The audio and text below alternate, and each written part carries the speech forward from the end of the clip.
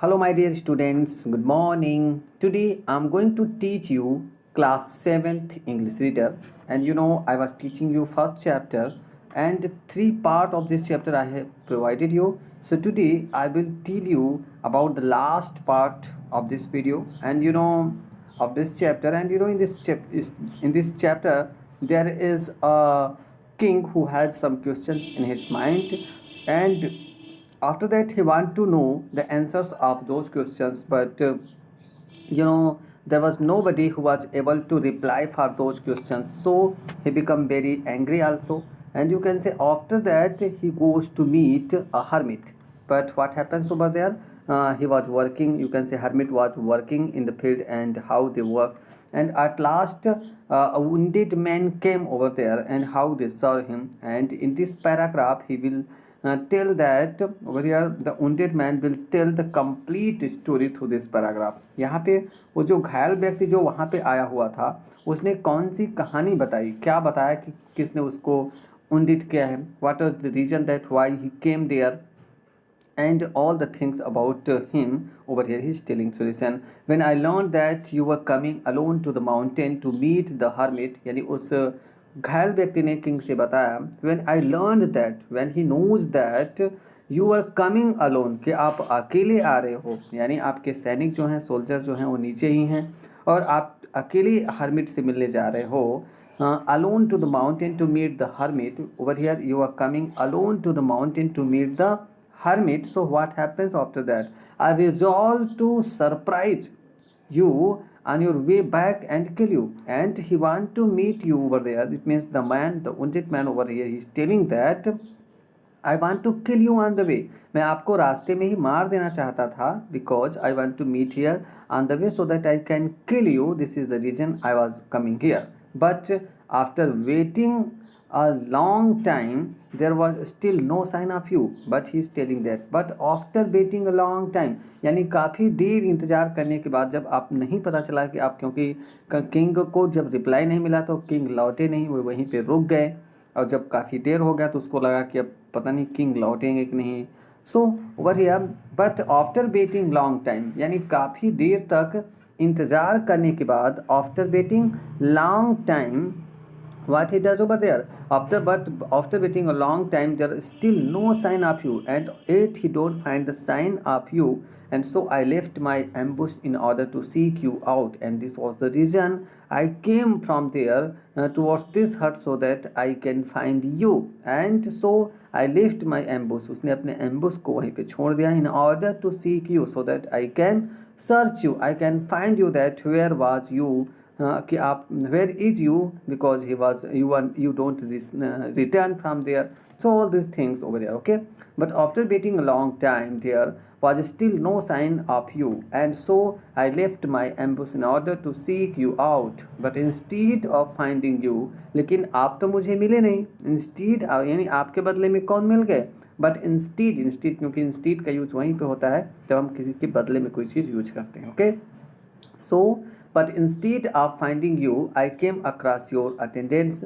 So मुझे आपके attendants मिल गए, आपके सैनिक मिल गए, who recognized me, and they recognized me, giving me this wound, and in this way I become wounded.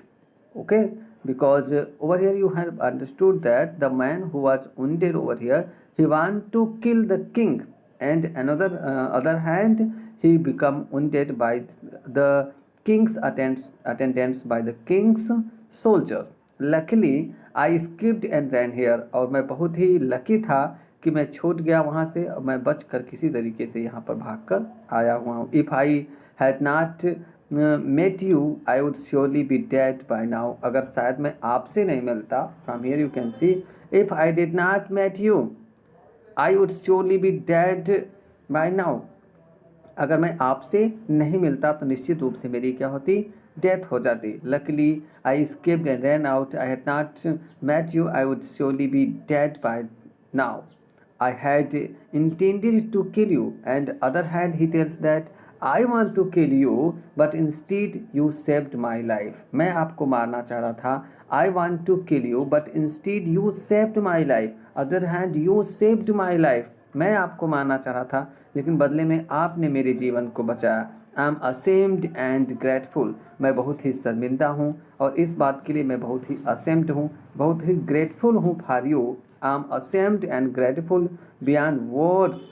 It means he can't express this feeling in the words. He's saying that I'm very, very ashamed and I'm grateful also because you saved me. You saved my life. Okay? If I live, or to be your servant for the rest of my life, अगर मैं आगे की life में अगर मैं ठीक हो गया, मैं जीवित हो गया, तो निश्चित रूप से मैं आपकी लाइफ में आपकी सेवा करता रहूँगा और आपका नौकर बनकर। Okay, but oath to be यानी वह शपथ लेता है कि योर सर्वेंट्स, वह आपका खुद का सर्वेंट बन जाएगा for the rest of my life. And rest of my life यानी वह अपने उम्र, जितनी उसकी उम्र है उस सारी उम्र में वह किंग की सेवा करेगा, सर्विस करेगा। He will be the servant of the king and I will beat my children and grandchildren to do the same. And he says that I will beat my children यानी मैं अपने बच्चों को भी मैं इसी तरह की बीट करूँगा, शर्त दूंगा, इसी तरह से शपथ दिलाऊंगा कि वे भी आपकी सेवा करेंगे। And you can say children also and grand children also do the same, और जो नाती पोते होंगे वे भी आपकी सेवा में लगे रहेंगे, आपकी सेवा करेंगे।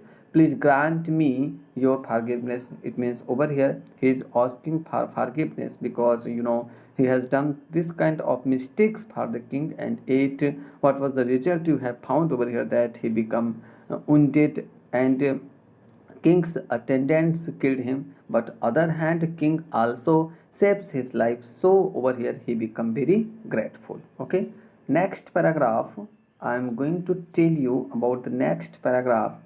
You can see from here that the emperor was overjoyed to see over here in the next paragraph what happens over here. 1 minute, I want to make it in the circle.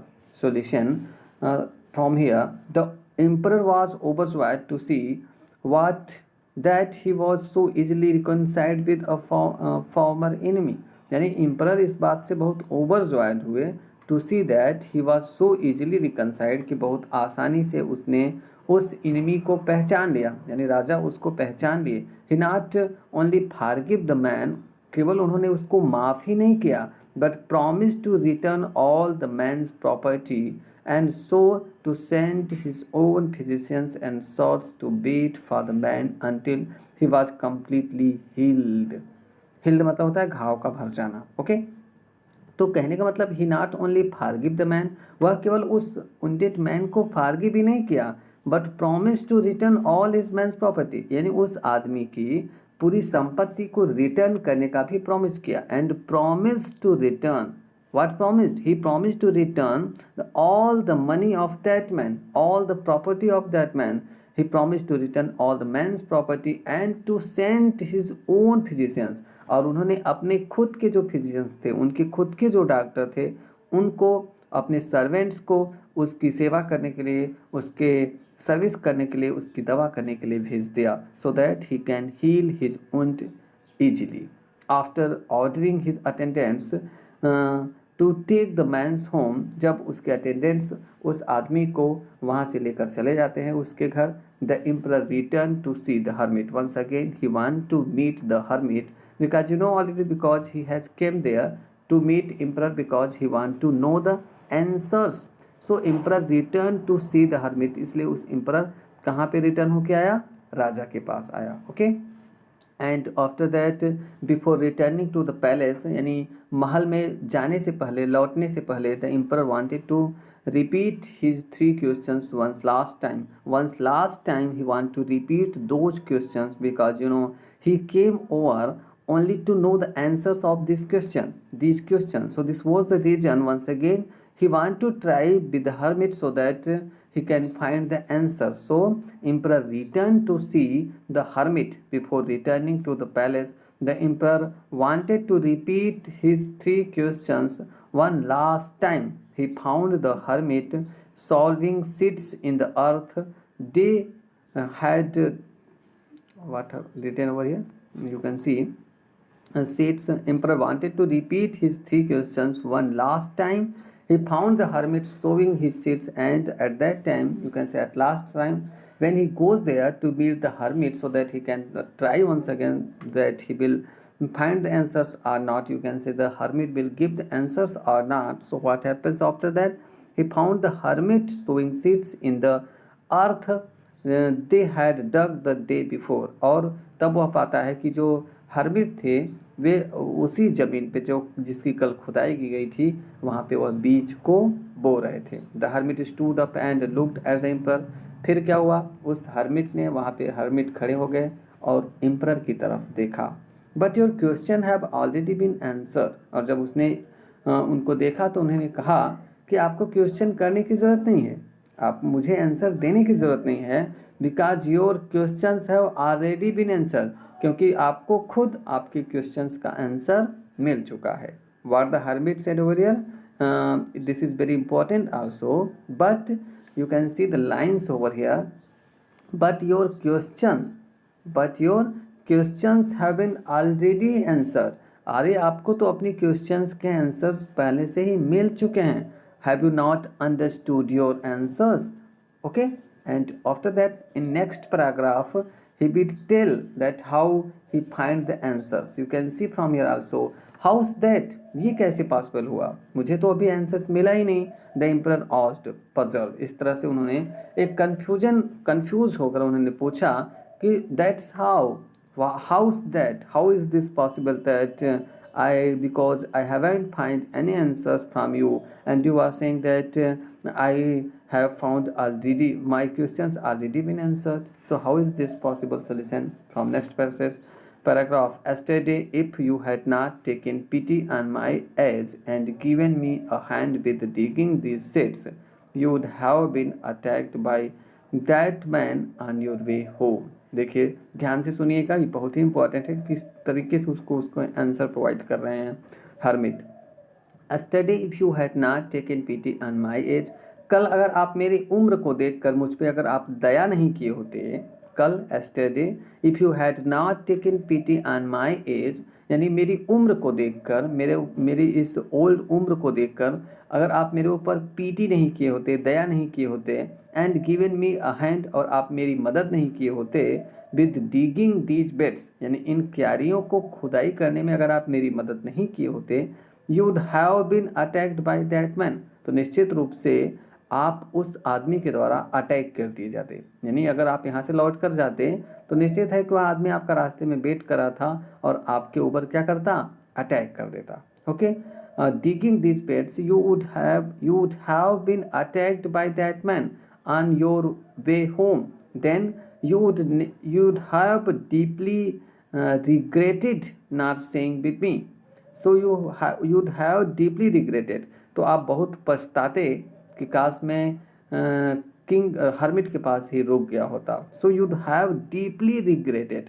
आप deeply क्या करते, regretted करते. Not staying with me, कि आप मेरे साथ क्यों नहीं ठहर गए. Therefore the most important time was the time you are digging in the. इसलिए वह बता रहा है कि जो आपकी लाइफ में जो मोस्ट इम्पॉर्टेंट जो टाइम था, 1 minute, sorry,